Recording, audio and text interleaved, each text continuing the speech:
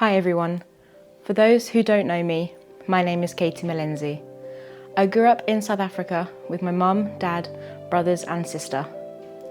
Like many families, our life could be chaotic, but one thing that remained a constant was going to church every Sunday.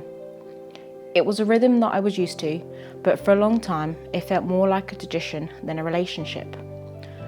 I'd always known who Jesus was, but I'd never had a personal encounter with him like I had heard other people describe him. Everything changed for me in 2025 when I went to Big Church Festival. I remember being in the worship tent and feeling what I can only describe was a fire for the first time. A warmth or a presence that I couldn't ignore. In that moment, I quickly realised that I'd been standing on the outside looking in for too long. In that tent, I finally felt like I was exactly where I was supposed to be, and I knew I couldn't go back to the way things were before. Being here today is something I didn't see coming even a few years ago. I spent so much time trying to figure life out on my own, relying on my own strength, but I always felt like I was missing a true sense of peace. I've been holding on to Psalms 34:4, which says, "I sought the Lord and he answered me. He delivered me from all of my fears." My life may not always be straightforward and the chaos of the world hasn't disappeared, but this verse reminds me that if I seek him, he will answer. I feel a massive difference in my life now that I've truly experienced Jesus.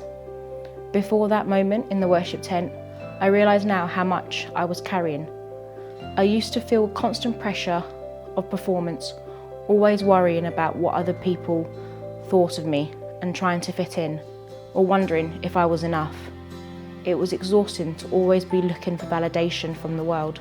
But experiencing his love has changed my perspective completely. I no longer feel that same pressure or the need to perfect an image of others. Instead, I feel a new sense of confidence in my day-to-day life, knowing that my identity is rooted in him and not in the opinions of people. There is a quiet strength that comes from that, and it's a peace that I never knew was possible. I want to thank my mum and dad for never giving up on me.